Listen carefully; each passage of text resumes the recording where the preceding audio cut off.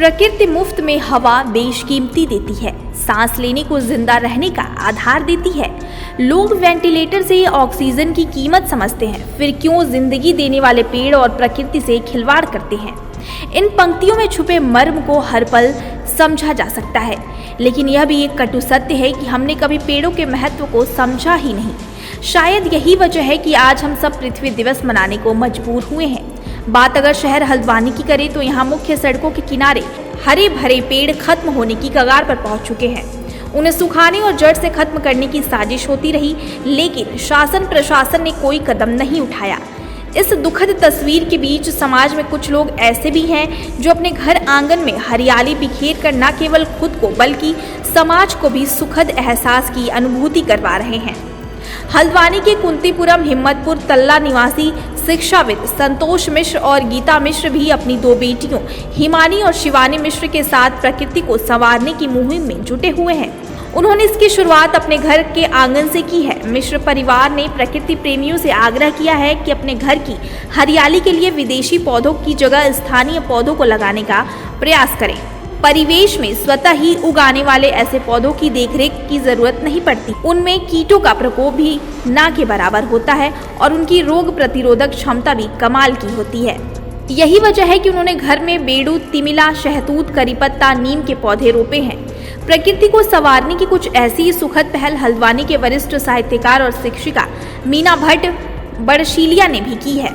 उन्होंने घर के आंगन में नीम, पारिजात, एरेमा पाम, मनी प्लांट, अशोक समेत कई पौधे लगाकर हरियाली का संदेश दिया है। उम्मीद है कि पर्यावरण को संवारने के लिए घर आंगन से निकली यह पहल शासन प्रशासन से जुड़े अधिकारियों तक भी पहुंचेगी, जिससे शहर की फिजा को हरा भरा रखने वाले पेड़ पौधे संसार समृद्धि हो सके। तभी सही मायनों में पृथ्वी दिवस भी सफल हो पाएगा।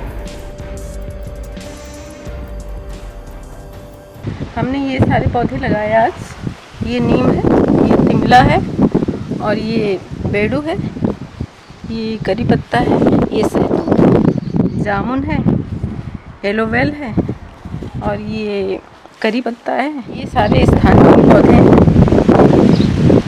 इनकी देखभाल भी बहुत ज़्यादा नहीं करनी पड़ती, बहुत ही आसानी से लग जाते हैं और पूरे वर्ष भर हरे भरे बने रहते हैं। इनकी छाया और इनकी पत्तियाँ बहुत ही सुकून और आनंद, फल को पशु पक्षी चिड़िया बहुत ही चाव से खाती हैं, इसलिए हमें ये पौधे अवश्य लगाना चाहिए। इस पृथ्वी पर रहने का हम सभी को दायित्व निभाना चाहिए। पृथ्वी दिवस की शुरुआत इसलिए की गई थी ताकि राजनीतिक स्तर पर नीति निर्माता एनवायरनमेंट फ्रेंडली पॉलिसीज़ बनाएं, जिससे कि डेवलपमेंट हो तो नेचर को ध्यान में रखते हुए हो। इन पॉलिसीज़ की ज़रूरत धरती को नहीं, हमें ज़्यादा। हम कह तो सकते हैं कि save earth, save our planet, लेकिन धरती को बचाव की ज़रूरत नहीं है, बचाव की ज़रूरत हमें है। अमृत विचार के पाठकों को मेरा नमस्कार। आज हम लोग विश्व पृथ्वी दिवस मना रहे हैं, 22 अप्रैल का दिन।